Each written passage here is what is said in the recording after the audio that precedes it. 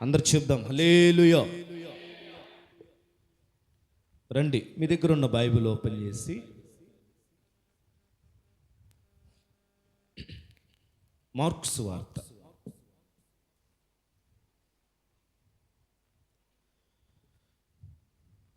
1వ అధ్యాయం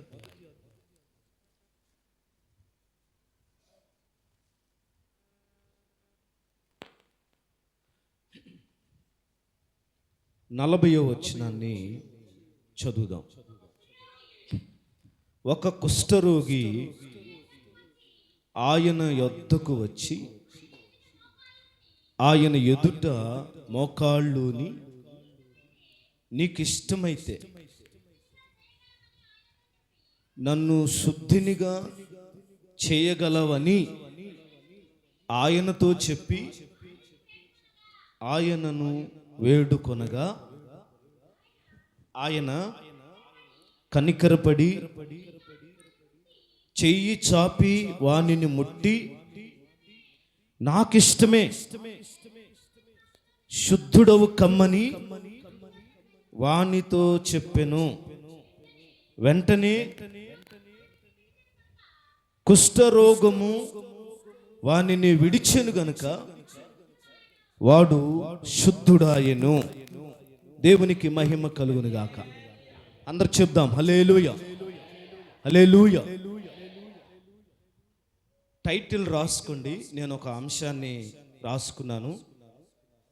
కురూపిని కూడా ఇష్టపడే దేవుడు. ఎవరిని? కురూపిని కూడా ఇష్టపడే దేవుడు అని రాసుకోండి. Praise lord. కుష్టు వ్యాధి 3 రకాలుగా కనబడుతుంది బైబిల్లో. ఎన్ని రకాలు? 3 రకాలుగా ఉంటుంది.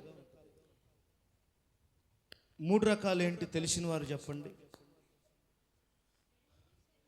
తెల్లని కుష్టు ఒకటి,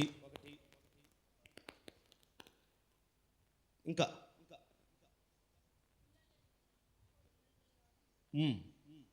మచ్చలు మచ్చలుగా ఉండే కుష్టు,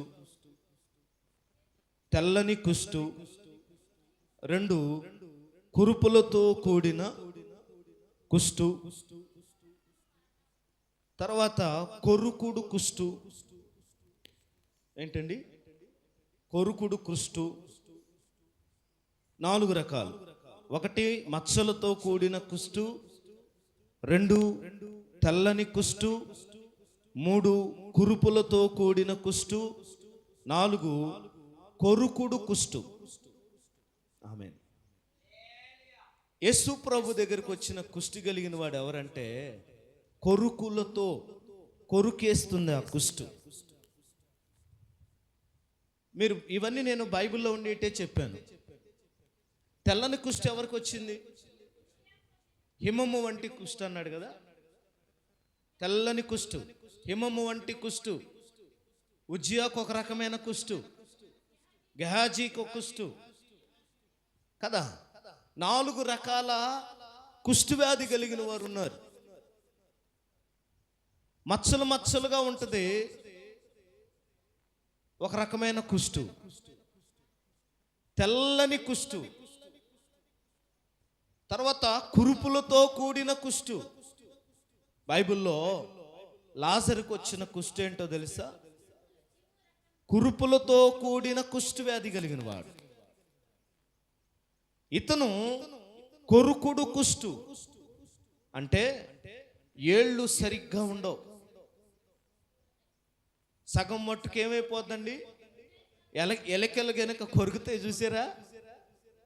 ఎలకల కొరికినట్టుగా ఏళ్ళు కొరికిపోతే ఏముండదు, ఈ బొడేలు మాత్రం ఉంటుంది. ఇలాగుంటుందండి. చాలా ఇంకా డేంజర్గా ఉంటారు. అలాగా కాళ్ళు కూడా అలాగే సగం మట్టుకు కొరికేస్తుందండి, తినేసినట్టుగా. బైబిల్లో కుష్టు వ్యాధి మనిషికి వచ్చింది, కుష్టు వ్యాధి వస్త్రానికి వచ్చింది, కుష్టు వ్యాధి ఇంటికి కూడా వచ్చింది. పాత నిబంధన గ్రంథంలో మనం అవన్నీ చూస్తాం. కుష్టు మనిషికే కాదు, వస్త్రానికి కూడా కుష్టు ఉంది, ఇంటికి కూడా కుష్టు ఉంది. ఆ ఇంటినంట పెరికి వేసి ఊరవతలకు తీసుకెళ్ళి ఏం చేశారంటే పూడ్చిపెట్టేశారు. వస్త్రానికి కుష్టు వచ్చిందని వస్త్రాన్ని ఊరు వెలుపలకు తీసుకెళ్ళి కాల్చివేశారు. మనిషికి కుష్టు, వస్త్రానికి కుష్టు, ఇంటికి కుష్టు.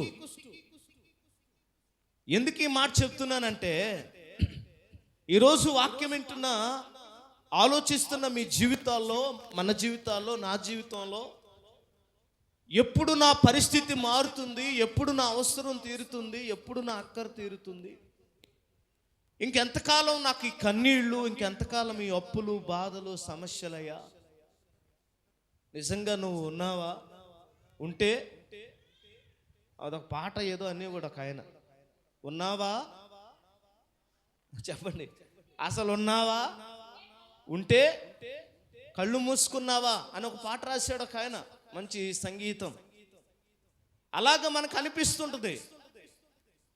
మనకు ఎదురవుతున్న శ్రమలు, మనకి వస్తున్న కష్టాలు, మనం అనుభవిస్తున్న నిందలు, అప్పులు, ఇవన్నిటిని ఒక ఇంత తలపోసుకున్నప్పుడు ఏం గుర్తొస్తుందయ్యా అంటే, ఇంకెంతకాలం నాకు ఈ పరిస్థితి, ఎవరు మారుస్తారు నా ఈ జీవితాన్ని, నా బ్రతుకుని ఎవరు మారుస్తారు, ఇది దేవుడి వల్ల కూడా కాదండి బాబు అంటూ ఉంటారు కొన్నిసార్లు. గుర్తుపెట్టుకో, కొరుకుడు కుష్టి వ్యాధి కలిగిన వాడిగా, ఊరి వెలుపల జీవిస్తున్నటువంటి వాడిగా, కుటుంబంలో లేకుండా, అన్నదమ్ములతో లేకుండా, అక్క చెల్లెలతో లేకుండా, బంధువులతో లేకుండా, సరైన ఆహారం లేకుండా, సరైన వసతులు లేకుండా, అన్నిటికీ దూరం అయిపోయి ఒంటరిగా బ్రతుకుతున్నటువంటి ఆ కుష్ఠవ్యాధి కలిగిన వాడిని బాగు చేసిన దేవుడు. హల్లెలూయా, హల్లెలూయా చెప్పండి. అతనిని కూడా ముట్టడము, అతనిని కూడా హత్తుకోవడము, అతనిని కూడా లేవనెత్తడము, అతనిని కూడా దర్శించటానికే ఇష్టపడిన యేసు ఈరోజు అతని ప్లేస్లో నువ్వు కుష్ఠవ్యాధి కలిగిన వ్యక్తిగా లేవు. కుష్ఠవ్యాధి అంటువ్యాధి. కుష్ఠవ్యాధికి సరైనటువంటి మందులు లేవు, పూర్తి పరిష్కారం లేదు.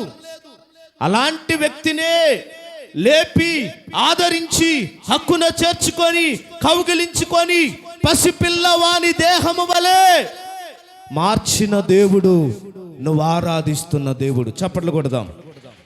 హల్లెలూయా, హల్లెలూయా.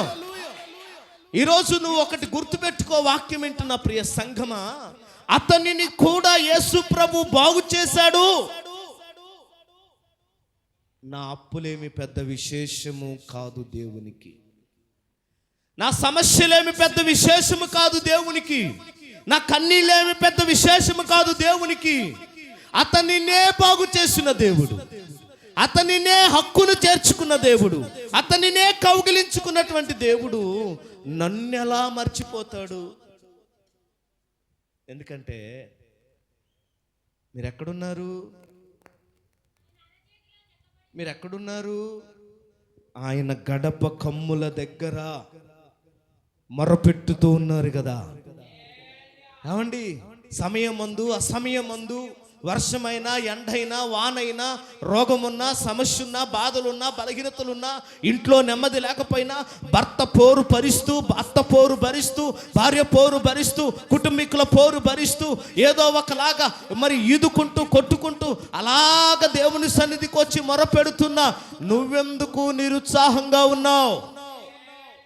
నువ్వున్నది సాక్షాత్తు దేవుని పాదాల దగ్గరే. ఆ కుష్టివాడికి యేసు ప్రభు ఒక్కసారే దర్శనమిచ్చాడండి. ఎన్నిసార్లు? ఒక్కసారే ప్రభు దర్శించాడు అతన్ని. కానీ రోజు యేసయ్య పాదాల దగ్గర ఉంటున్నాం మనం. అవునా? రోజు ఎక్కడ ఉంటున్నాం? రోజు యేసయ్య పాదాల దగ్గర. ఇంట్లో కావచ్చు, మందిరంలో కావచ్చు. ప్రతిరోజు ఆయన పాదాలను పట్టుకుని ప్రతిరోజు ఆయన సన్నిధికి వచ్చి మోకరించి ప్రార్థన చేస్తున్నా నువ్వు అధైర్యపడొద్దు. అందుకని ఇందాక మనం పాడిన పాటలో మాట్లాడుతున్నాడు, నిన్ను ఓదార్చేవారొకరున్నారని వాస్తవం తెలియునా, నీ స్థితి మార్చువాడు యేసయ్యేనని సత్యం తెలియునా, నిన్ను ఓదార్చేవారొకరున్నారని, నీ స్థితి మార్చువాడు యేసయ్యేనని. దేవునికి మహిమ కలుగును గాక. ఎవరు అధైర్యపడాలంటే, ఎవరు భయపడాలంటే నిరీక్షణ లేని ఇతరులు. ఎవరు? నిరీక్షణ లేని ఇతరులు, దేవుడు లేని ఇతరులు, యేసు ప్రభుని నమ్ముకోని వారు, యేసు ప్రభు అంటే తెలియని వారు, యేసు ప్రభు యొక్క అవగాహన లేని వారు, బైబిల్ తెలియని వారు, యేసు దేవుని అంగీకరించిన వాడు భయపడాలి. నువ్వు ఎలా ఉండాలంటే ధైర్యంగా ఉండాలి. అవసరమైతే ఇంకొంతమందికి నువ్వేం చెప్పాలి? చెప్పండి. ధైర్యం చెప్పాలి. మన దేవుడు ఎవరో తెలుసా? పిలిచిన దేవుడు మరచిపోయేవాడు కాదు. పిలిచిన దేవుడు మర్చిపోయేవాడు కాదు. గత జీవితంలో దేవుడు నీ పట్ల చేసిన ప్రతి కార్యమును నువ్వు జ్ఞాపకం చేసుకోవాలి. ఇక్కడ అంటాడు, నీకిష్టమైతే చేయగలవు అన్నాడు. ఆమేన్. నేను ఆ భాగాన్ని ఒక్కొక్కటిగా మీకు వివరిస్తాను. మొట్టమొదటిగా ఏం జరిగిందంటే, ఒక రోగి ఆయన, దేవునికి మహిమ కలుగును గాక, నా వైపు చూడండి, ఆయన. ఈ ఆయన అనే మాట చాలా విలువైంది. ఈ ఆయన అనే మాట ఎవరిని చూపిస్తుందో తెలుసా? చెప్పండి. ఆయన అనే మాట ఎవరిని చూపిస్తుందంటే సైన్యములకు అధిపతియగు యెహోవాను చూపిస్తుంది. రాజులకు రాజు, ప్రభువులకు ప్రభు, లోకరక్షకుడైన యేసుక్రీస్తును చూపిస్తుంది. హల్లెలూయా. ఈ కుష్టివాడు ఎక్కడికి వచ్చాడయ్యా అంటే ఆయన యొద్దకు వచ్చాడు. ఆయన యొద్దకు వచ్చాడు. ఆయన అని ఎవరిని అంటాం?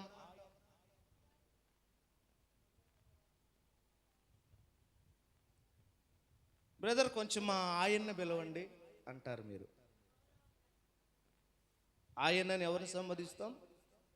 సార్ మా ఆయన కొంచెం జుట్టు ఎక్కువ ఉంటుందండి, ఆయన్ని పిలవండి. అదే బట్టతలు ఉంటుందండి, ఆయన మా ఆయనండి, ఆయన పిలవండి.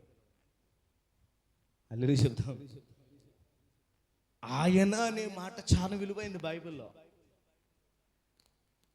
ఆయన, ఎస్, యెషయా గ్రంథంలో అంటాడు, ఆయన నీకు భర్త అయి ఉన్నాడు అంటాడు.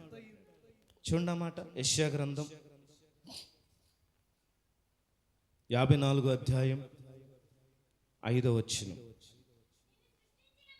నిన్ను సృష్టించిన వాడు నీకు భర్త అయి ఉన్నాడు, సైన్యములకు అధిపతియగు యెహోవా అని ఆయనకు పేరు. దేవునికి మహిమ కలుగును గాక. Praise the lord. ఆయన యొద్దకు వచ్చాడట. ఆయన ఎవరయ్యా అంటే నిన్ను సృష్టించిన వాడు నీకు భర్త అయి ఉన్నాడు. ఆయనే మన ఆయన, ఆయనే మన నాయన. చెప్పండి. ఆయనే మన ఆయన, ఆయనే మన నాయన. Praise the lord. ఈయన మనకి సంఘానికి ఏమై ఉన్నాడు? భర్త అయి ఉన్నాడు ఒక టైంలో. ఆ భర్త అంటే ఏంటో తెలుసా? అది రాసుకో ప్రశాంత్, బాగా గట్టిగా చెప్తుంది ఈసారి. నా తప్పదు, ఇంకా నువ్వు భరించాలంటుంది. భర్త ఏమై ఉన్నాడు? భర్త అంటే ఏంటి? భరించేవాడే భర్త అంటారు. ఎంతకాలం భరిస్తాడు?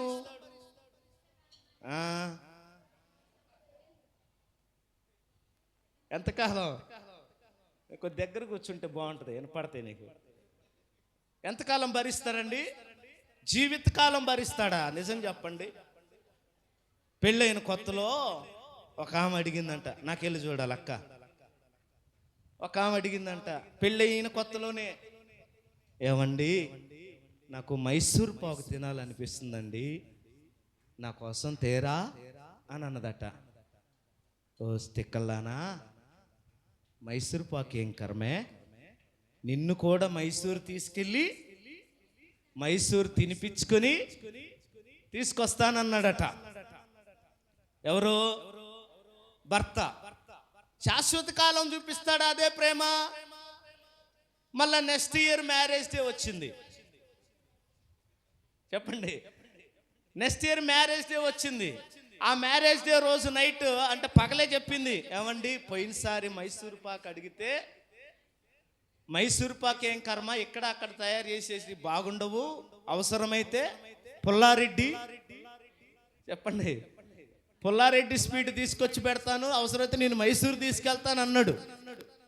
రెండవ సంవత్సరం వచ్చేసరికల్లా కాకినాడ, చెప్పండి కాకినాడ కాజా కావాలన్నదట. అప్పుడు ఎట్టాగో మైసూర్ తీసుకొచ్చాడు కాబట్టి ఈసారి కాకినాడ కాజా కావాలన్నట్ట. సంవత్సరానికేనండి. ఏమని ఉంటాడు మీకు బాగా తెలుసు. ఏమని ఉంటాడు? ఏం కావాలి? కాకినాడ కాజానా? నన్ను తిన్నది చాలట్లా, పెళ్ళైన కాల్చి నన్ను తింటనే ఉన్నావుగా. హల్లెలూయా, దేవుని మహిమ కలుగును గాక. పెళ్ళైన దగ్గర నుంచి తింటూనే ఉన్నాగా, ఇక తిన్నది చాలదా, ఇప్పుడు కాకినాడ కాజా కావాలా? నీకు భూ పెట్టడమే దండగా అన్నాడట. ఈ భర్త అలాంటి వాడు కాదు. నిన్ను సృష్టించిన వాడు నీకు భర్త అయి ఉన్నాడు. ఈ భర్త ఎలాంటి వాడై అంటే శాశ్వత కాలము, పురాతన కాలము మొదలుకొని శాశ్వత కాలము వరకు ఆయన ప్రత్యక్షమగుచుండెను. దేవునికి మహిమ కలుగును గాక. ఈ భర్త ఏమై ఉన్నాడంటే అందాన్ని బట్టో, ఎత్తును బట్టో, సైజును బట్టో, ఆకారాన్ని బట్టో, డబ్బును బట్టో, కట్నాన్ని బట్టో ప్రేమించేవాడు కాదు. ఈ ప్రేమ ఒక సంవత్సరం ఉండి రెండవ సంవత్సరం చల్లారిపోయేది కాదు. ఈ భర్త ఎవరయ్యా అంటే శాశ్వత కాలం భరించేవాడు. కొట్టండి చప్పట్లు గట్టిగా. ఎంతకాలం భరిస్తాడైనా? చెప్పండి, ఎంతకాలం భరిస్తాడు? భర్త అంటే భరించేవాడే, రైట్. భరించట్లేదని నేను అనను, అవసరాలు తీర్చట్లేదని నేను అనను. మళ్ళీ నాకు వాళ్ళు పార్టీ కడతారు నా మీద. అన్న వాళ్ళకెళ్ళి ఎక్కువ సపోర్ట్ చేస్తున్నాడు, అసలు ఈ మధ్య మళ్ళీ పెద్ద పట్టించుకోవట్లేదని. నేను కూడా మీ పార్టీ అబ్బాయి. హల్లెలూయా. భర్త ఎంతకాలం భరిస్తాడు? భార్య ఎంతకాలం భరిస్తుంది? కొంతకాలం, కొద్ది లిమిటెడ్స్ కనపడతా ఉంటాయి. కానీ నిన్ను సృష్టించిన వాడు నీకు భర్త అయి ఉన్నాడట. అందుకంటాడు ఆయన మన ఆయన, ఆయనే మన నాయన. నాయన అని ఎందుకన్నానంటే బైబిల్లో ఉంటుంది, ముద్దిమి వచ్చు వరకు. ఆ మాట కూడా యెషయా గ్రంథంలోనే ఉంటుంది కదా, 60వ అధ్యాయం అనుకుంటా. చూడండి, ఆ వచనం చదవండి. ఒకని తల్లి వానిని ఆదరించినట్లు నేను మిమ్మల్ని ఆదరించదను, యెరూషలేములోనే. దేవునికి మహిమ కలుగును గాక. ఎంతవరకు ఎత్తుకుంటాడంట ఆయన మనల్ని? చెప్పాలి. ముదిమి వచ్చు వరకు ఆయన నిన్ను ఎత్తుకొనువాడు. తండ్రి కదండి పిల్లల్ని. తండ్రి ఏం చేస్తాడు? పిల్లల్ని ఎత్తుకుంటాడు. ఎంతవరకు ఎత్తుకుంటాడు తండ్రి పిల్లల్ని? ఒక వయసు, ఒక లిమిట్ అనేది ఉంటుంది కదా, ఒక లిమిట్ వరకు ఉంటుంది. ఇక్కడ దేవుడు మాత్రం ఎలాగంటే ఆయన ఏదో ముదిమి వచ్చే వరకు ఎత్తుకొని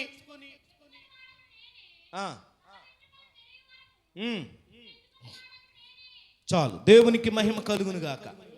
తల ఎంట్రుకలు నెరియు వరకు ఎత్తుకొని వాడును నేను అన్నాడు. అంటే ఆ తర్వాత వదిలేస్తాడా? చెప్పండి. ఇక్కడ వచనం బాగా అర్థం చేసుకోవాలి.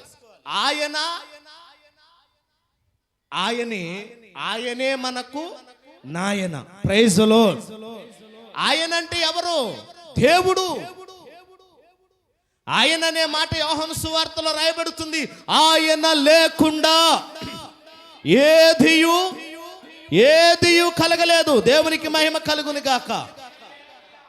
సృష్టికర్త అయినటువంటి దేవుడు, భర్త అయినటువంటి దేవుడు, తండ్రి అయినటువంటి దేవుడు, ఇవన్నీ ప్రేమ అలంకారంగా మాట్లాడుతున్నాడు. ఒక భర్త చూపించినట్టుగా ప్రేమ చూపిస్తాడు, ఒక తండ్రి చూపించినట్టుగా ప్రేమ చూపిస్తాడు. ఇంకా చెప్పండి, దేవుడు చూపించిన ప్రేమ చూపిస్తాడు. ఇక్కడ ప్రేమను దేవుడు అలంకారంగా మాట్లాడుతున్నాడు. దేవుడు ఇన్ని రకాలుగా మనకి ఎలా కనబడతాడు? భర్త ఆదరించవలసిన సమయంలో, భర్త ఆదరణ కోల్పోయిన పరిస్థితిలో ఒకవేళ నువ్వు నేనుంటే భర్తలాగా ఆదరిస్తాడు. తల్లిదండ్రుల ప్రేమ కొదువైపోయి ఎవరు లేని ఒంటరిదానిగా మిగిలిపోయి పలకరించేవానిగా లేకపోతే తండ్రి ప్రేమను చూపిస్తాడు. హల్లెలూయా. ఇదిగో దేవుని ప్రేమ కావాలంటారా? ఆ దేవుని ప్రేమ ఏంటిదో కూడా మనకి దేవుని వాక్యంలో ఆయన మనకి చూపిస్తాడు. ఆయన ఇన్ని రకాలుగా మారడో, ఆయన ప్రేమను అలాగా చూపిస్తాడండి. అందుకని ఈ కుష్టివాడు ఎక్కడికి వచ్చాడు? ఆయన వద్దకు వచ్చాడు. దేవునికి మహిమ కలుగును గాక. దేవుని వద్దకు వచ్చాడు. సర్వాంతర్యామి దగ్గరకు వచ్చాడు. సర్వోన్నతుని దేవుని దగ్గరకు వచ్చాడు. బ్రతుకును మార్చే దేవుని దగ్గరకు వచ్చాడు. జీవితాన్ని మార్చే దేవుని దగ్గరకు వచ్చాడు. గతంలో అతను ఎక్కడెక్కడికి వెళ్ళాడో, ఏమేం చేశాడో నాకు తెలియదు, కానీ ఇప్పుడు మాత్రం సరైన నిర్ణయం తీసుకొని, ఏ నిర్ణయం? సరైన నిర్ణయం. సంవత్సరాలు గడిచినా, రోజులు గడిచినా సరైన నిర్ణయం తీసుకొని నీ బ్రతుకును మార్చే స్థలానికి నువ్వు రాగలిగితే దేవునికి మహిమ కలుగును గాక. ఆయన యొద్దకు వచ్చాడండి.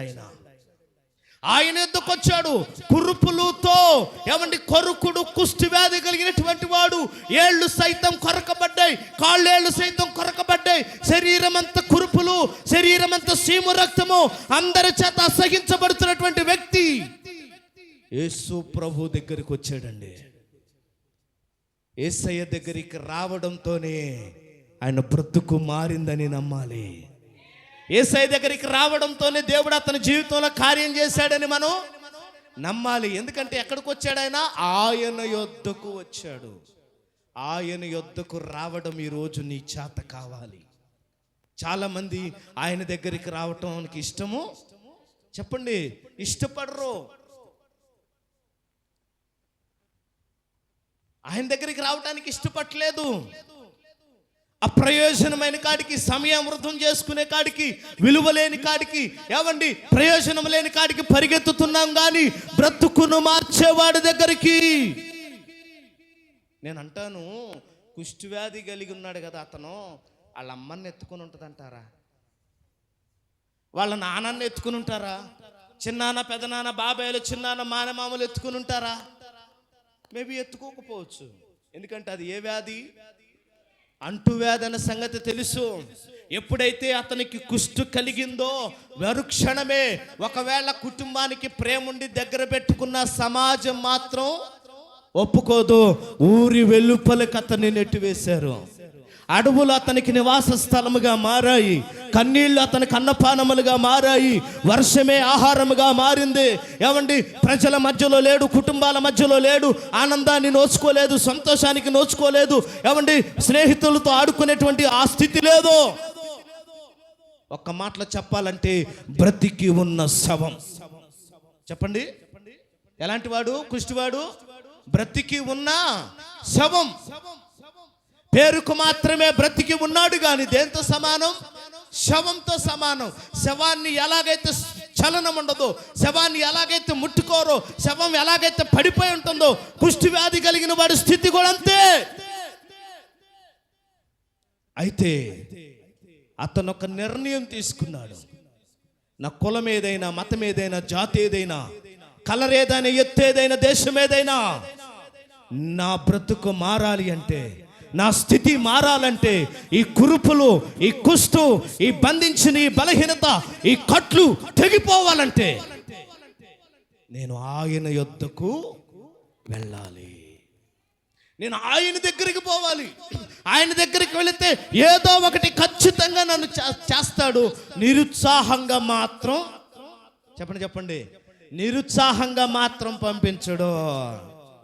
బైబిల్లో రాయబడింది, పిలచిన దేవుడు నిన్ను మరచిపోవునా, సియోను దేవుడే నిన్ను సిగ్గుపడనివ్వడు, కనికరపూర్ణుడే నీ కన్నీరు తుడుచును, సియోను దేవుడే కనికరపూర్ణుడే నీ కన్నీళ్లు తుడుచును, అసమానుడైన వాడు అవమానపరచడు నిన్ను, ఓటమి ఎరుగని మన దేవుడు ఓడిపోనివ్వడు నిన్ను, తన కార్యాలెన్నో నీకై చేసిన నాడు మందు నీ చేయి విడుచునా, అసాధ్యాలెన్నో దాటించిన నాథుడు శ్రమలో నిన్ను దాటిపోవునా, సియోను దేవుడే. కొట్ట చప్పట్లు పాడదాం. కనికరపూర్ణుడే నీ కన్నీళ్లు తుడుచును, సియోను దేవుడే కనికరపూర్ణుడే నీ కన్నీరు. ఆమేన్. ఆయన నిన్ను నన్ను పిలిచాడు. అందుకే మన పాంప్లెట్లో ఈసారి ఏం వాక్యం ఇచ్చానంటే, వాస్తవానికి అది మందిర ప్రతిష్టకు సంబంధించిన వాక్యం కాదు. నేను ప్రార్థన చేసినప్పుడు దేవుడు నాకు బయలుపరిచిన వచనం అది. చూడండి ఏంటి ఆ వచనం. బంధకములలో పడి ఉండియు నిరీక్షణ గలవారులారా, మీ కోటను మరలా ప్రవేశించుడి. దేవునికి మహిమ కలుగును గాక. నువ్వు మరలా మనసు మార్చుకొని, బ్రతుకు మార్చుకొని, గర్వాన్ని అహంకారాన్ని తగ్గించుకొని, యేసుకు దూరమైన, దేవునికి దూరమైన, మందిరానికి దూరమైన, ప్రార్థనకు దూరమైన విశ్వాస జీవితాన్ని పులి స్టాప్ పెట్టి, ఒకవేళ వేసారిపోయి ఇన్ని సంవత్సరాలు గడిచిపోయింది, నాకు పిల్లల పొట్టు లేదు, నా అప్పులు తీరలేదు, నా రోగం తగ్గలేదు, నా పరిస్థితులు మారలేదని ఒకవేళ యేసు ప్రభువును పక్కన పెట్టి వెళ్ళిన ఓ సంగమో, నీ కోటలోనికి మరలా నువ్వు ప్రవేశించగలిగితే ఖచ్చితంగా దేవుడు నీ జీవితంలో అద్భుతం చేయటం నువ్వు కళ్ళారా చూస్తావు. చాలా ఆశ్చర్యకరమైన మాట, ఒక్క మాట, ఆయన యొద్దకు వచ్చి. ఈరోజు ప్రియమందుని బిడ్డలారా, దేవుని యొద్దకు వచ్చేవారు చాలా తక్కువ మంది అయిపోయారు. ఆయన దగ్గరకు వచ్చేవాళ్ళు చాలా తక్కువ మంది అయిపోయారు. నేను అంటాను, నీ పరిస్థితులన్నిటిని పక్కన పెట్టి, వాళ్ళు ఏదో అనుకుంటారు, వీళ్ళు ఏదో అనుకుంటారు అని చెప్పి చాలా మంది ఏం చేస్తున్నారు, ఇంకా ప్రభు దగ్గరికి రావట్లేదు. ఆయన ఏం చేస్తున్నాడంట, ప్రకటన గ్రంథంలో రాశాడు యోహాను గారు, హృదయమనే తలుపునొద్ద నుంచొని ఏం చేస్తున్నాడు, ఇదిగో నేను తట్టుచున్నాను, ఎవడైనను నా స్వరము విని తలుపు తీస్తున్నాడలా నేను అతని యొద్దకు వచ్చి అతనితో నేనును, నాతో కూడా అతనును భోజనము చేయును. దేవునికి మహిమ కలుగును గాక. ఈరోజు హృదయం అనే తలుపు తీసేవారు కావాలి. చాలామంది ఇంటి తలుపులు తీశారు. ఏ తలుపులు? ఇంటి తలుపులు మాత్రమే తీశారు. హృదయం అనే తలుపు తీయలేదు. ఇంటి తలుపులు తీస్తే అద్భుతం జరగదు. చెప్పండి, ఏ తలుపు తీయాలి? ఎందుకు? తలుపు ఎవరు వేశారు చెప్పండి? అపవాది గడియలు వేశాడు. అపవాది ఏం చేశాడు? గడియ వేశాడు. యోహాను సువార్త యోనా గ్రంథంలో రాయబడి ఉంటుంది అన్నమాట. అపవాది గడియ వేశాడు. ఆ గడిని ఎవరు తీసుకోవాలి? మనము తీసేయాలి. దేవునికి మహిమ కలుగును గాక. అపవాది హృదయానికి వేసిన గడి ఏంటో తెలుసా? నీ హృదయానికి వేసిన లాక్ ఏంటో తెలుసా? నువ్వు యేసుప్రభువుని నమ్ముకుంటావా? అసలు మన కులస్తులు ఎవరైనా నమ్ముకున్నారా? మన ఊర్లో ఎవరైనా దేవుని నమ్ముకున్నారా? అయ్యో బాబు ఓ పాప తిక్కల పనులు చేయమాకు. మన ఊర్లో ఎవరట్ట నమ్ముకోవాలా, మన కులంలో ఎవరో నమ్ముకోవాలా. నువ్వు దేవుని నమ్ముకుంటే ఇలేస్తారు, నువ్వు దేవుని నమ్ముకుంటే నిందిస్తారు, నువ్వు యేసుప్రభువుని నమ్ముకుంటే ఇదిగో నీకు ఒక కులాన్ని ఆపాదిస్తారు. ఇలాంటి సవాలచ్చ సందేహాలు పెట్టాడు అపవాది. దాన్నే గడి అంటారు. ఆ గడిని ఏం చేసుకోవాలి?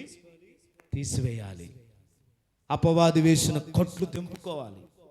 ఆచారము, మతం అనే కట్లు తెంపుకోవాలి, కులం అనే కట్లు తెంపుకోవాలి. ఆ గడియలన్నిటిని నువ్వు తీసుకోగలిగితే ప్రభు అంటున్నాడు, నీ హృదయం అనే తలుపు నొద్ద నుంచొని నేను తట్టుచూ ఉన్నాను. ఆయన స్వరాన్ని వినాలి. ఆయన స్వరాన్ని విని ఆ తలుపుని ఏం చేయాలి? తీసినప్పుడు ఆయన వస్తాడండి మన ఇంట్లోకి. దేవునికి మహిమ కలుగును గాక.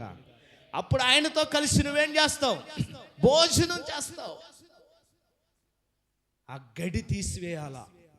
గడి అంటే ఊరికి ఇనప కడ్డీని గురించి మాట్లాడలా. నీ ఆలోచనలు, నీ ఉద్దేశాలు, నీ కట్లు, పూర్వము నుంచి తరతరాలుగా వేసుకున్న కట్లు, తరతరాలుగా వెంటాడుతున్న ఆ బంధకాలు, ఆచారాలు, పద్ధతులు, అవన్నీ ఒక గడి లాంటివి. వాటిని ఏం చేయాలంటే నువ్వు తీయాలి. తీస్తే ఆయన నీతో పాటు నీ ఇంట్లో ఉండటానికి ఇష్టపడతాడు. దేవునికి మహిమ కలుగును గాక. చాలా మంది వాకిలికి ఉన్నట్టు వాకిలి తీశారు, కానీ హృదయం అనే గడి మాత్రం, హృదయం అనే తలుపు మాత్రం తీయలేదు. హృదయం అనే తలుపు తెరిస్తే ఏమవుద్ది? పౌలు వాక్యం చెప్తుంటే, తుయతైరా పట్టణస్థురాలు ఒక ఆమె ఊదా రంగు పొడిని అమ్ముకొని వ్యాపారం చేసుకుంటుంది. ఆమె వాక్యం వింటూ ఉండగానే ఏం జరిగిందట? ఆమె హృదయము తెరవబడిను. అల్లు చెప్పండి. అందుకే పాంప్లెట్లో ఈసారి సరికొత్త టైటిల్ పెట్టాం. అందులో బ్రతుకును మార్చే దేవుని వాక్యం. అల్లు చెప్పండి. బ్రతుకును మార్చే దేవుని వాక్యం. చూడు ప్రియమైన దేవుని బిడ్డలారా, ఆ కట్లలో నుండి, ఆ బంధకాల నుంచి తెంపుకొని యేసయ్యను మన హృదయంలోనికి ఆహ్వానించాలి. అతను చూడండి, యేసు యొద్దకు ఆయన వచ్చాడు. అల్లెలు చెప్దాం. రెండవది ఆయన ఎదుట మోకాళ్ళుని. దేవునికి మహిమ కలుగును గాక. చెప్పండి ఏంటి? ఆయన ఎదుట మోకాళ్ళుని. మోకాళ్ళుని అనుభవం. అమ్మా నా వైపు చూడండి. ఎవరు మోకాళ్ళు వేసింది అక్కడ? ఎలా సాధ్యం? ఎందుకన్నాను ఈ మాట? ఎలా సాధ్యమని ఎందుకన్నాను? అతని కాళ్ళకు కూడా ఏముంది చెప్పండి? మనకి కాళ్ళు నొప్పులు ఉంటేనే చెప్పరు, మీరు ఇప్పుడు చెప్పరు. కూర్చోలేము, మోకాళ్ళు వేయలేం, కాళ్ళ నొప్పులు, దాంతో ఏం చచ్చిపోం. మోకాళ్ళు ఎత్తే చచ్చిపోం, కత్తేపు నొప్పి వస్తుంది, మళ్ళీ కూర్చుంటే తగ్గిపోద్ది. కానీ మోకాళ్ళన్నీ పుండ్లు, సీము రక్తం కారుతుంది. ఏం చేశాడంటండి? చెప్పండి. ఎవరు చెప్పారు? యేసుప్రభు దగ్గర మోకాళ్ళు వేయాలని ఎవరు చెప్పారు? ఆటోమేటిక్గా ఏం చేశాడంటే, మోకాళ్ళు ఊనడం అంటే తగ్గింపుకు, చెప్పండి, సాదృశ్యం. భూమికి, వినండి, భూమికి మోకాళ్ళకు మధ్యలోనే దాచిపెట్టాడు ఆశీర్వాదం. ఎక్కడ? ఆశీర్వాదం ఎక్కడో లేదు. భూమికి ఆకాశానికి ఎంత ఉంటుంది? లెంత్ ఎంత ఉంటుంది? మా అయితే ఒక 2 అడుగులు ఉంటుందా? నాకంటే కొంచెం ఎత్తున్న వాళ్ళకైతే 2 అడుగులు ఉంటుంది అనుకుందాం. నాకు 1.5 అడుగే ఉంటుంది. 1.5 అడుగులోని ఏం దాచిపెట్టాడు? చెప్పాలి. ఆశీర్వాదం దాచిపెట్టాడు. 1.5 అడుగుల ఆశీర్వాదం ఏంటి అయ్యగారు అంటారా? ఇలా ఉన్న నువ్వు కొంచెం ఇంతే గ్యాప్ కదా, ఈ గ్యాప్లోనే ఉంది ఆశీర్వాదం. కొట్టండి చప్పట్లు గట్టిగా. బ్రిటన్ రాణి ఒక స్టేట్మెంట్ ఇచ్చిందట. నా సైన్యాన్ని చూస్తే శత్రువు సైన్యాలన్నీ కూడా వణుకుతాయి, శత్రు సైన్యాలన్నీ చూసి భయపడతాయి. నా సైన్యం పేరు చెప్పినా, నా రాజ్యాన్ని గురించి చెప్పినా శత్రు సైన్యాల్లో వణుకు పుడుతుంది అని చెబుతూ ఇంకొక లైన్ రాసిందంట ఆమె. డిఎల్ మూడీ ఆయన మోకాళ్ళు వేస్తే నేను నా సైన్యం వణుకుతుంది అందట. అర్థమైన వాళ్ళు స్తోత్రం చెప్పొచ్చు. ఏం చెప్తుంది ఆమె? బ్రిటన్ రాణి, నా పేరు విన్నా, నా సైన్యం పేరు విన్నా ఎదుట వాళ్ళకి ఏం కలుగుద్ది? భయం కలుగుతుంది, భయపడతారు వాళ్ళు. కానీ నేను ఎవరికి భయపడతానో తెలుసా? ఆ కాలంలో 200 సంవత్సరాల క్రితం జరిగిన స్టోరీ ఇది.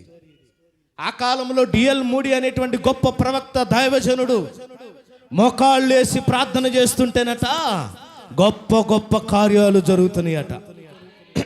దేవునికి మహిమ కలుగును గాక. నిజం చెప్తున్నాను, చేతులు జోడించి చెప్తున్నా, ఆశీర్వాదం భూమికి ఆకాశానికి ఎత్తుగా లేదు. ఆశీర్వాదం భూమికి మోకాలుకు మధ్య ఉన్న గ్యాప్ అంతే ఉంది.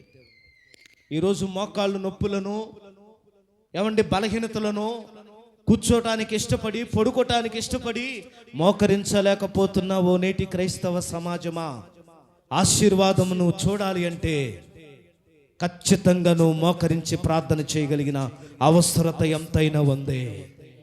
అల్లు చెప్పండి, ఏమేసి మోకరించాలి? మోకాళ్ళు వేసి. అన్ని సమయాల్లో అని నేను అనను. మందిరంలో ప్రార్థన చేసేటప్పుడు ఖచ్చితంగా ఏం చేయాలి? అవకాశాన్ని బట్టి మోకరించాలి. ఇంటి దగ్గర మోకరించాలి. కొన్నిసార్లు నిలబడి చేస్తాం, తప్పు కాదు. ప్రార్థనలో కూడా రకాలు ఉన్నాయి, అవి చెప్తానికి ఇప్పుడు నాకు సమయం సాలదు. కానీ మోకాళ్ళకి భూమికి మధ్య ఉన్నంత గ్యాపులో దేవుడు ఏం పెట్టాడు? ఆశీర్వాదాన్ని దాచిపెట్టాడు. ఇప్పుడు కుష్టివాడికి మోకరించే అవకాశం లేదు. అతని మోకరిస్తే ఏం జరుగుతుందో చెప్పనా? అతని పుళ్ళు పగిలిపోతాయి, మరి ఎక్కువ నొప్పి కలుగుతుంది, మరి ఎక్కువ బాధ కలుగుతుంది, చీము రక్తం కారిపోతుంది. అయినా కూడా దేనికి ఇష్టపడ్డాడు? చెప్పాలా తమ్ముళ్ళు? దేనికి ఇష్టపడ్డాడు? మోకాళ్ళు ఎందుకు వేస్తున్నాడంటే అతను అనుకున్నాడు, పోయితే పోయి మోకాళ్ళు, మోకరిస్తే నా బ్రతుకు మారుద్ది, మోకరిస్తే నాకున్న నిందలు పోతాయి, మోకాళ్ళు వేస్తే నా పరిస్థితి మారుతుంది, మోకరించి నేను ప్రార్థన చేయగలిగితే నా స్థితిగతులు చెప్పండి మారుతాయి. దేవునికి మహిమ కలుగును గాక. బైబిల్లో కూడా చాలా రకాల మోకాళ్ళ అనుభవాలు ఉన్నాయి. మోకరించి ప్రార్థన చేసిన వాళ్ళ గురించి ఎప్పుడు చెప్పుకుంటున్నాం, కానీ సరికొత్త కోణంలో చెప్తాను. ఎవరు మోకరించారు, ఏ ఉద్దేశంతో మోకరించారు? రండి, మీ దగ్గర ఉన్న బైబిల్ ఓపెన్ చేసి అదే మార్కు సువార్త 10వ అధ్యాయం 17వ వచనం చదవండి. ఆయన బయలుదేరి మార్గ మధ్యన పోవచ్చు ఉండగా ఒకడు పరిగెత్తుకొని వచ్చి ఆయన ఎదుట మోకాళ్ళుని, సద్బోధకుడా, నిత్య జీవమునకు వారసుడు నగుటకు నేనేమి చేయుదునని ఆయనను అడిగను. యేసు, నీవు నన్ను సత్పురుషుడని ఎలా చెప్పుచున్నావు? దేవుడు అక్కడే గాని మరెవ్వడును సత్పురుషుడు కాడు.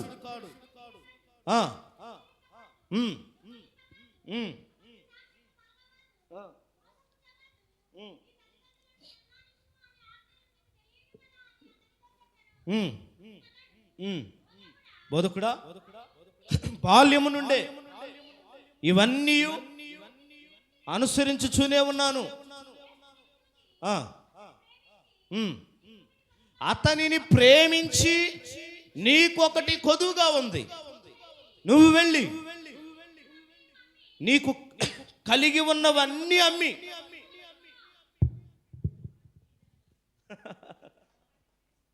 ఏం చెప్తున్నాడు? ఏ ఉద్దేశంతో?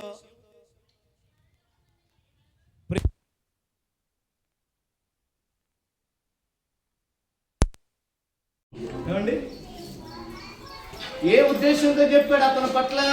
అతనిని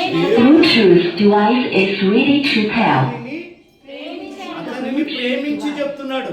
అంటే ప్రేమిస్తున్నాడు అంటే ఆయన పట్ల దేవునికి కొన్ని ఉద్దేశం ఏంటంటే, అరే బాబు నువ్వు బాల్యము నుండి ఇవన్నీ చేస్తున్నావు, దొంగతనం చేయలేదు, వ్యభిచారం చేయలేదు, అబద్ధాలు ఆడలేదు, కొట్లాడలేదు, ఏమి చేయలేదు, చక్కగా మందిరానికి వస్తున్నావు, వాక్యం వింటున్నావు, అన్నీ బాగానే చేస్తున్నావు. నీలాంటోడే అక్కడ ఉండాలి. ఎవరు ఉండాలి? నీలాంటోడు అక్కడ ఉండాలి. అయితే నీకు ఒకటి అడ్డుగా ఉంది. ఏంటి ఆ ఒకటంటే, నీకొకటి కొదువుగా ఉంది. ఏంటయ్యా బాబు, నాకేం కొదువు? నేను శుక్రవారం ప్రార్థనకు వస్తున్నా, ఎవరు వచ్చినా రాపోయినా, వర్షం పడ్డా, నీకు అర్థం కావటానికి. ఆదివారం మందిరానికి వస్తున్నా, ఎవరు వచ్చినా రాపోయినా నేను ముందు వస్తున్నా, ప్రార్థన చేసుకుంటున్నా, ఇంట్లో ధర్మశాస్త్రాన్ని ఫాలో అవుతున్నా, ఆజ్ఞలను పాటిస్తున్నా, దశమ భాగం ఇస్తున్నా, కానుకలు ఇస్తున్నా. చెప్పండి, ఆత్మీయ గుణాలు చెప్పాలి, చాలా ఉన్నాయి కదా. ఇవన్నీ నేను ఎప్పటి నుంచి చేస్తున్నాను? బాల్యము నుండే చేస్తున్నాను. మరి ఇంకా నాకు నిత్య జీవం ఎందుకు ఆటంకం? బైబిల్లో ఒక మాట ఉంది, సూది వంట దూరుట సులభము గాని ధనవంతుడు పరలోక రాజ్యములో ప్రవేశించుట అసాధ్యం అంట. అసాధ్యం అంటే మరి యేసుప్రభు నమ్ముకున్న వాళ్ళందరూ ధనవంతులు ఎరగండి. దేవుడు దీవించిన తర్వాత ధనవంతులకు వారి ఒక మనసు అంతా ధనం మీదనే ఉంటుంది. ఇప్పుడు యేసుప్రభు నమ్ముకున్న వాళ్ళందరూ పేదవాళ్ళు ఉన్నారా? లేదు. చెప్పండి, దీవించబడిన వారే. మరి మనం కూడా ధనవంతులు అయ్యాం కదా, మరి మనకు లేదా పరలోకం?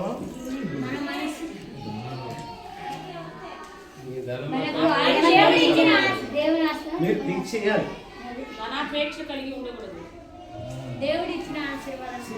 దేవుడికి దాసులు కాబట్టి దేవుడికే దాసులుగా ఉండాలి. నిజమే. అల్లెలు చెప్దామా? దేవుడు ఒక చిన్న రాయేసాడండి, ఒక చిన్న రాయేసాడు. ఇతను అన్ని బాగానే చేస్తున్నాడు. దేవునికి మహిమ కలుగును గాక. ఇప్పుడు మందిరంలో అన్నీ చేస్తాం, మనం పరిచర్య చేస్తాం, పాటలు పాడతాం, అన్నీ చేస్తాం. ఏదైనా ఇవ్వాలి అన్నప్పుడు ఏం చేస్తాం? సైలెంట్ అయిపోతాం. అన్నీ ఇష్టమే, కానీ ఇవొక్కటే చెప్పాలి, ఇవొక్కటే కష్టం. దేవుడు ఏమన్నాడు? అతనిని ప్రేమించి. అంటే అతనిని నిత్య జీవం నుండి లాగేదేది? అతన్ని పరలోకం నుండి తీసుకొచ్చేదేది? పరలోకం వెళ్లకుండా అడ్డుపడేది ఏదంటే అతను ఇంకోటి మిగులాస్తి గలవాడు. ఎవరంటే అతను మిగులాస్తి గలవాడు, చాలా గొప్ప ధనవంతుడు అతను. ఇప్పుడు దేవుడు ఏమన్నాడు? నీ ఆస్తిని అమ్మి పేదలకి అన్నాడు. అది అతనికి చాలా గాయమైపోయింది, అతనికి చాలా బాధ అయిపోయింది. ఈరోజు ఎన్ని ప్రసంగాలు చేసినా చక్కగా స్వీకరిస్తాం. రక్షణ గురించి చెప్పినా, మారు మనసు గురించి చెప్పినా, ఏమండి పాప క్షమాపణ గురించి చెప్పినా, ఇంకా చెప్పండి విధేయత గురించి చెప్పినా, విశ్వాసం గురించి చెప్పినా, ఎన్ని చెప్పినా చక్కగా స్వీకరిస్తాం. ఒక్క పాయింట్ ఉంది, ఒక అంశం ఉంది. చెప్పండి, ఒక అంశం ఉంది చెప్పాలి. దశమ భాగము లేదా అర్పణలు, కానుకలు అనగానే ఇప్పుడు మనకు అర్థం అవ్వాలి మన మనసు ఎక్కడుంది అని, మన ఆలోచన ఎక్కడ పెట్టాము అని. అక్కడే ఉంది ఆశీర్వాదం. ఇంకోటి చెప్తాను, అతన్ని చూపించి దేవుడు మనకేం నేర్పిస్తున్నాడంటే మన మనస్సు కూడా దేని మీద ఉంది? ధనము మీద. లేదా మన దగ్గర డబ్బులు రావట్లేదా? మనకి ఏ వైపు నుంచి రాలా, ఎక్కడి నుంచి రాలా, అన్ని విధాలుగా మనకు సంపాదించుకుంటున్నాం. కానీ దేవునికి ఇవ్వాల్సిన దగ్గరకు వచ్చేసరికి ఏమవుతున్నాం? ఆగిపోతున్నాం. ముఖాలు చూసుకుంటున్నాం. చెబితే ఏమైందో, చెప్పకపోతే ఏమైందో, చెబితే ఇవ్వాలనేమో. ఎన్ని ఆటంకాలు. సైతాను నిన్ను ఎక్కడ ఆపిందంటే, ఇందాకే చెప్పాను, మొదటి అంశంలో ఆశీర్వాదం ఎక్కడి నుంచి ఎక్కడ ఉంది? భూమికి మధ్యలో ఉంది. ఇక్కడ ఆశీర్వాదం ఎక్కడుందంటే, నువ్వు బైబిల్ చదువుతున్నావు, వాక్యం చెప్తున్నావు, వాక్యాన్ని పాటిస్తున్నావు, ఎవ్రీడే ప్రార్థన చేస్తున్నావు, అన్నీ చేస్తున్నావు, కానీ నీకొకటి అల్లు చెప్పండి, ఇంకా గట్టిగా చెప్పండి. ఈరోజు ప్రియమైన దేవుని బిడ్డలారా గమనించండి, ఇన్ని చేస్తున్నాడంటే అసలు అతను ఎలా ఉంటాడు చెప్పండి? సంఘంలో ఉంటే అలాంటి వాడు ఉంటే ఎట్లా ఉంటుంది? అన్ని తలంతులుండి అన్ని కార్యక్రమాలు చేస్తూ ఏమంటే అంతగా వాడబడుతున్నాడు అనుకో, నా తెలిసి పాస్టర్ గారి కింద కూర్చోబెడతాడు. ఏడా నువ్వు కింద కూర్చో, నీకంటే ఎక్కువ బైబుల్ నేను చదువుతున్నా, నీకంటే ఎక్కువ వాక్యం నేను చెప్తున్నా, నీకంటే అన్ని నేను పర్ఫెక్ట్, నాకు డబ్బు ఉంది అన్నాడు, నేను కూర్చుకున్నా అంటాడు. అల్లెలు చెప్దాం. ఈరోజు దేవుడు కోరుకునేది ఏంటంటే, మన మనసు ఎక్కడుంది అనేది దేవుడు అడుగుతున్నాడు. ఈ మనస్సు ఇంత కష్టపడి ఎంత భక్తి చేసినా కూడా మీరు గమనించండి, అంత కష్టపడ్డాడు, అంత భక్తి చేశాడు. ఇతను ఏ విధంగా మోకరించాడంటే స్వార్థముతో కూడిన మోకాళ్ళు. ఏం మోకరింపది? ఏంది స్వార్థం? సామెత చెప్తారు, అవ్వ కావాలి చెప్పాలి, అవ్వ కావాలి, గువ్వ కావాలి. ఇతను చూడండి, నాకు భూమి మీద డబ్బు కావాలి, అట్ ద సేమ్ టైం చెప్పాలి పరలోక రాజ్యము కావాలి. వెనకడికి ఎవరో అన్నారట, నాతో అన్నారు, మీతో అన్నారో లేదు, కొండలో కూడు తగ్గకూడదట. చెప్పండి, కొండలో ఉన్న కూడు మాత్రం అయిపోకూడదు, మనిషి మాత్రం కృపరాజులావు కావాలి. చెప్పాలి, అవుతారా? కొండలో కూడు జరిగే కొద్దీ మనిషి ఏమవుతాడు? బలవంతుడు అవుతాడు. కొండలో కూడు అలాగే ఉండాలి, నేను మాత్రం మన అయ్యగారిలాగా లావుగా ఉండాలి. కష్టం అండి. ఇతను కూడా ఏంటి, నాకు భూలోకము కావాలి, ఆస్తులు కావాలి, ధనము కావాలి, రెండోది ఏం కావాలి? పరలోకం కావాలి. దీన్ని బైబిల్ అంటాడు 2 తలంపులు అంటాడు. బైబిల్ ఏం చెప్తుంది ఇతని గురించి? 2 తలంపులు. ఉంటే వెచ్చగానైనా ఉండు, చల్లగానైనా ఉండు. ప్రమాదం ఎక్కడుందో చెప్పనా? ఎవరికి ప్రమాదం చెప్పనా? ప్రకటన గ్రంథంలో రాస్తున్న యోహాను అంటాడు, ఉంటే వెచ్చగానైనా ఉండు, చల్లగానైనా ఉండు, నులివెచ్చగా ఉండకూడదు. ఈరోజు చాలా మంది ఎలా ఉన్నారంటే నులివెచ్చగా ఉన్నారు. 2 పార్టీల దగ్గర డబ్బులు తీసుకుంటారు. అల్లెలు చెప్పండి. ఉదాహరణ తిట్టుకోమాకండి నన్ను. అంటే ఏ జెండా పడితే నువ్వు ఉంటే వెచ్చగానే ఉండు, నీవు వెచ్చగానైనను చల్లగానైనను ఉండక నులివెచ్చగా ఉన్నావు కనుక నేను నిన్ను నా నోటి నుండి ఉమ్మివేయను ఉద్దేశించుచున్నాను. ఇక్కడ ఈ మాట అర్థం ఏంటంటే, దేవుని నమ్ముకున్నవాడు ఒకడున్నాడు, అసలు దేవుడంటే తెలియనివాడు ఒకడున్నాడు. అసలు దేవుడంటే తెలియనివాడు రేపు క్వశ్చన్ చేస్తాడు, ఏమని? అయ్యా నాకు ఎవరు చెప్పలేదు, ఎవరు సువార్త ప్రకటించలేదు, నాకు ఈ నరకము పరలోకం గురించి తెలియదు, దయచేసి ప్రభు నన్ను క్షమించని అక్కడ మోకాలు ఎత్తాడు. ఆయన కృప అతను తీసుకెళ్తుంది, చెప్పలేము. అవునా కదా? ఇక్కడ భూమి మీద దేవుని నమ్ముకున్నాడు ఉన్నాడు, ఇతని భక్తిని బట్టి దేవుడు ఏమిస్తాడు? పరలోకం ఇస్తాడు. 2 రకాలుగా ఉంది. ఎవరయ్య అంటే, అటు దేవుని నమ్మామని చెప్పుకుంటూ, బైబిల్ పట్టుకున్నామని చెప్పుకుంటూ, దేవుణ్ణి ఆరాధిస్తున్నామని చెప్పుకుంటూ, 2 పక్కల ఆలోచనలు, 2 స్వభావాలు ఉన్నాయి. ఇటు భూ సంబంధమైనవి చేస్తాం, ఇట్లా ఆత్మ సంబంధమైనవి చేస్తాం. ఎవరికి ప్రమాదమో చెప్పనా? అసలు దేవుడు తెలియని వాడికైనా ఒక ఛాన్స్ ఉందండి, దేవుణ్ణి తెలుసుకున్నాడికి ఒక ఛాన్స్ ఉందండి. తెలిసి తెలియకుంటారు చూసారా, 2 సైడ్ గేమ్స్ ఆడతారు కొంతమంది. అల్లెలు చెప్దాం. 2 సైడ్ గేమ్స్ ఆడతారు.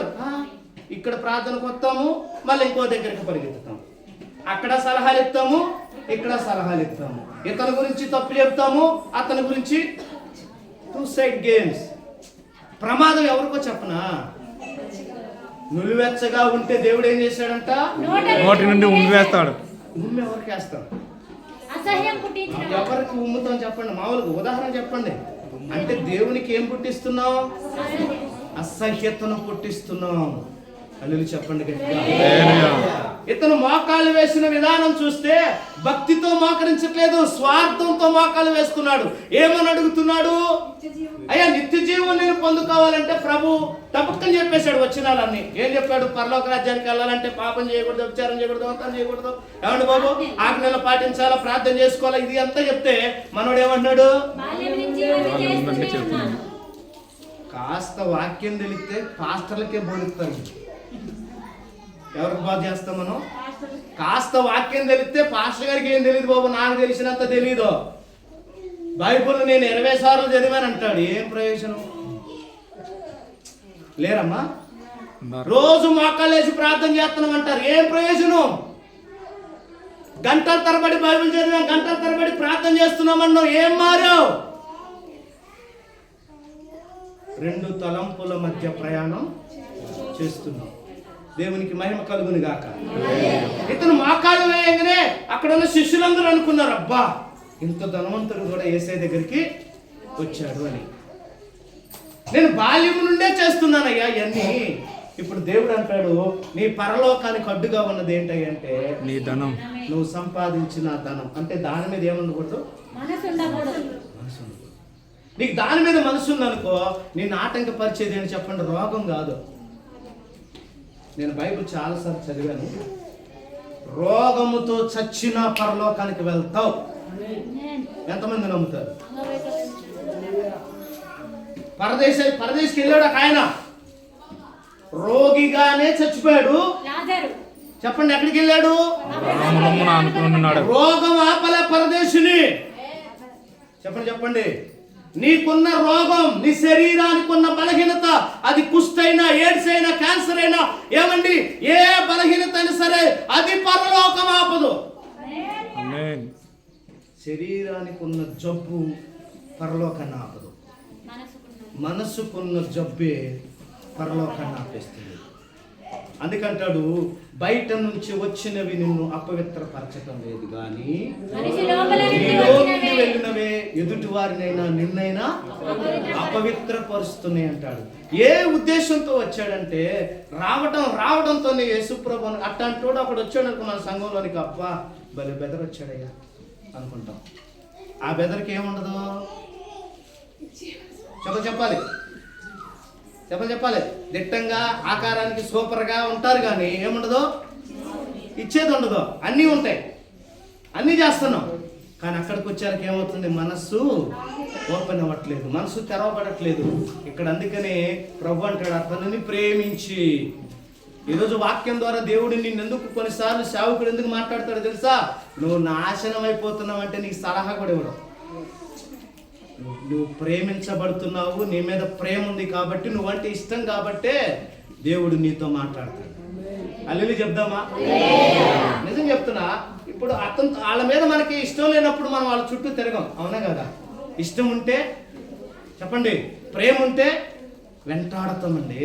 అల్లులు చెప్పండి. అతను ఇంత కష్టపడి ఇన్ని సంవత్సరాలుగా బాల్యము నుండి వాక్యాన్ని ఏం చేస్తున్నాడు? అతను అనుసరిస్తున్నాడు. ఒక్క దాంట్లో ఎందుకు పోగొట్టుకోవాలి? ఆ ఒక్కటి కూడా అతను సరి చేసుకుంటే ఎక్కడికి వెళ్తాడు? నిత్య జీవానికి వెళ్ళిపోతాడు. అందుకే ప్రభు అంటాడు, అతనిని ప్రేమించి. అరే బాబు, నువ్వు ఎట్టాగో పరలోకం వెళ్ళాలనుకుంటున్నావు, వెళ్ళేటప్పుడు నీ ఆస్తి అక్కరకు రాదు, నీ ధనం అక్కరకు రాదు, నీ ఆస్తులు ఎవరు నేను సంపాదించినా మీరు సంపాదించినా భూమి మీద వదిలేసుకోవాల్సిందే. ఎస్ఆర్నో? అది ఎంతైనా సరే, అది 10 రూపాయలైనా, 1 కోటి రూపాయలైనా సరే నువ్వు తీసుకెళ్లేదానికి లేదు. ఒకవేళ డబ్బుల ద్వారా పరలోకం వస్తుందంటే ధనవంతుడు ఆ రోజే బేరం ఆడేవాడు, అవునా కదా? ఏమనేవాడు?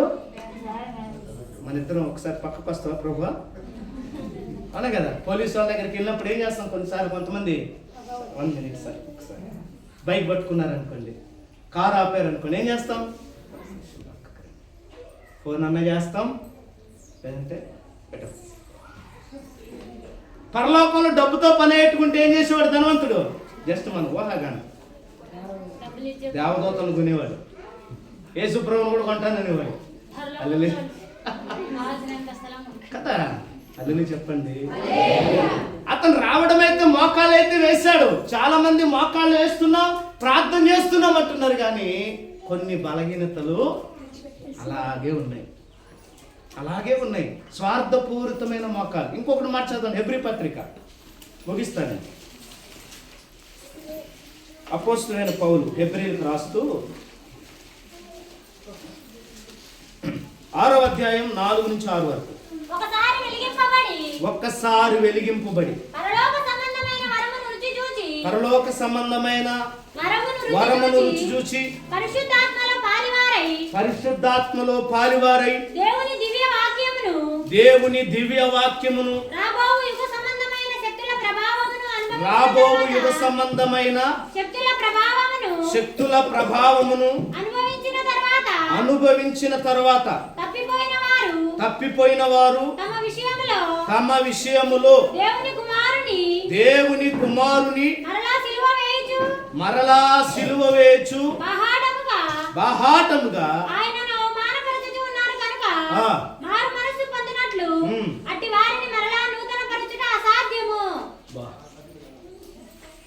ఎవరికి అసాధ్యమంట? దేవునికే, వాక్యానికే. ఎవరి గురించి అండి? ఒక్కసారి వెలిగించబడి, ఒకసారి దేవుడు మనల్ని ఏం చేశాడు? వెలిగించాడు. ఇతను ఎవరో వెలిగింపబడినోడు కాదు. ఇతను వెలిగింపబడిన వాడు కాదు, దేవుని వాక్యం తెలియని వాడు కాదు. ఇతనికి వాక్యము, ఆజ్ఞలు, క్రమము అన్నీ తెలుసు. ఇతను వెలిగించబడ్డాడు, కానీ ఆధ్యాత్మికంగా ఏమైపోయాడు? అతని దీపము. అందుకని దేవుడు అతన్ని ప్రేమించి చెప్తున్నాడు, అయ్యా నేను నిన్ను ప్రేమిస్తున్నాను, నీ పట్ల నాకు ఒక మంచి ఉద్దేశం ఉందయ్యా. ఇంత చేసిన నీవు ఇదిగో చివరి క్షణంలో, లాస్ట్ మినిట్ లో దీని దగ్గర నువ్వు ఆగిపోవటానికి. ఇంకొకటి, ఇతన్ని రమ్మని చెప్పింది యేసయ్య కాదు, అక్కడ అతనంతట అతనే యేసుప్రభు దగ్గరకు వచ్చాయా, నిత్య జీవం పొందాలంటే నేనేమి చేయాలి? ఇప్పుడు అడిగావు కదా, అడిగినప్పుడు యేసుప్రభు చెప్పిన దగ్గర వెంటనే అతను ముఖం ఏం చేసుకున్నాడంట? చిన్నబుచ్చుకొని. నిన్న బ్రదర్స్కి ఇచ్చాను ఆ ప్రశ్న. బైబిల్లో ముఖాన్ని చిన్నబుచ్చుకున్న వారు 7. ఎంతమంది? 7 ముఖాన్ని చిన్నబుచ్చుకున్నారు. చిన్నబుచ్చుకోవడం అంటే ఏంటి? ఇప్పుడు ఏదన్నా అడిగామనుకో, చెప్పామనుకో, అది నచ్చకపోతే ఏం చేస్తారు? ముఖం చిన్నబుచ్చుకుని వెళ్ళిపోతారు. అలా వెళ్ళిపోతున్నారంటే అర్థం ఏంటి? అంగీకరించలేదు. దాన్ని నువ్వు అంగీకరించినప్పుడు దేవుని ఆశీర్వాదాన్ని కూడా నువ్వు పొందుకోలేవు. దేవునికి మహిమ కలుగును గాక. ఆయన అనుకున్నాడు, ఈయనేంద్ర బాబు నా డబ్బు మీద పడ్డాడు అని. మీరు కూడా అనుకుంటారు ఇట్లాంటి వాక్యాలు చెప్పేటప్పుడు, కుబ్రాంద్ర డబ్బు మీద పడ్డాడు. మీరు ఇచ్చినా ఇవ్వకపోయినా ఏది ఆగదు. ఖచ్చితంగా దేవుడి కార్యం దేవుడు చెప్పాలి, జరిపించుకుంటాడు. నిజం చెప్తున్నా నేను, దేవుడు ఖచ్చితంగా జరిపిస్తాడు. నేను మీరు ఇస్తేనే చేస్తానని నేను ఎప్పుడు చెప్పను. తలపెట్టింది ఏదైనా సరే దేవుని కార్యం దేవుడే జరిగిస్తాడు. ఒకళ్ళు మీరు ఇవ్వలేదనుకో, 10 రూపాయలు అప్పు తీసుకొచ్చాను చేస్తాను, మీటింగ్ తర్వాత కట్టుకుంటాను నిదానంగా. మాట చెప్తున్నాను, ఎప్పుడు నాకు ఆ పరిస్థితి మీరు రానిలేదు. దేవుడు మనల్ని ప్రేమించే వాక్యం చెప్తున్నాడు. చిన్నబుచ్చుకొని బయటికి వెళ్ళటం దేవునికి ఇష్టం లేదు. సరి చేసుకొని దేవుని యుద్ధ నిలబడటం దేవునికి ఇష్టం. హల్లెలూయా చెప్దామా? ఇది ఒక రకమైన మోకాడు. ఇంకొక 2-3 రకాలు ఉన్నాయి. నాకు టైం అయిపోయింది. నెక్స్ట్ వీక్ ఇదే అంశాన్ని ఇంకా కొన్ని భాగాలు ఉన్నాయి, నేను వివరిస్తాను చక్కగా. గమనించండి ప్రియమైన దేవుని బిడ్డలారా, అతను మోకరించాడు. ఏం చేశాడు? అతను మోకరించాడు. మోకరించటమే తన జీవితంలో ఒక గొప్ప అద్భుతాన్ని పొందుకోగలిగాడు. అక్క చెల్లి చేతులు జోడిస్తున్నాడు. నీకు కాళ్ళు చక్కగా ఉన్నాయి, మంచిగా ఉన్నాయి. నువ్వు కాళ్ళు, ఒక ఆయన అన్నాడు, కాళ్ళు నల్లబడతానంట. మా కాళ్ళు, ముఖము, హృదయము తెల్లగా ఉంటుందంట. అదేం సీక్రెట్ మరి? హల్లెలూయా చెప్పండి. భక్త్ సింగ్ గారు తెలుసుగా మనకి. నేను ఎప్పుడు చూడలేదు, నాకు పరిచయం లేదు. ఇప్పుడు చదివాను, ఆయన గురించి సాక్ష్యం విన్నాను, యూట్యూబ్లో, పుస్తకాల్లో చదివాను. ఎవ్రీడే వస్తుంది నాకు అనుదిన ఆహారం అని ఒకటి మెసేజ్. నేను చదువుతూ ఉంటాను. ఆయన మోకాళ్ళు వేస్తేనంట ఆ స్థలంలో ఏమైందో తెలుసా? ఏమంటే ఒక ఏమంటారు, కేజీ బియ్యం పోయొచ్చంట ఒక్కొక్క గుంతలో. ఎన్ని బియ్యం? ఒక్కొక్క గుంతలో కేజీ బియ్యం పడతాయంట. అంతగా మోకాళ్ళు వేసాడు ఆయన. అల్లెలు చెప్పండి. తెల్లబట్టం అంటే ముఖం కలకలలాడటం కాదు, మనసు కీర్తి వ్యాపిస్తుంది. అల్లెలు చెప్పండి. హల్లెలూయా. కొన్ని వేల సంఘాలు కట్టాడు. దేవుని మహిమ కలుగును గాక. చేతులు జోడి చెప్తున్నా, మోకాళ్ళ నొప్పులు ఉండి నేను మోకరించలేను అనొద్దు. ఆశీర్వాదం ఎంత దూరమో లేదు. నాకంటే ఎక్కువ సమస్య ఉందా మీకు? లేదు. చెప్పండి, నాకంటే సమస్య ఉందా? కానీ నేను మోకరించడానికి ఇష్టపడతాను. అదే నన్ను ఆశీర్వదిస్తుంది. కాబట్టి మీరు కూడా సిగ్గుపడద్దు. మనం ఏం చేస్తున్నాం? మోకరిస్తున్నామంటే మనల్ని మనం దేవుని దగ్గర తగ్గించుకుంటున్నామని అర్థం. ఆ తగ్గింపులోని దేవుడు మనల్ని ఇచ్చిస్తాడు. దేవుడు అటువంటి కృప మనకు దయచేయండి. ఆమేన్. లేచి నిలబడండి.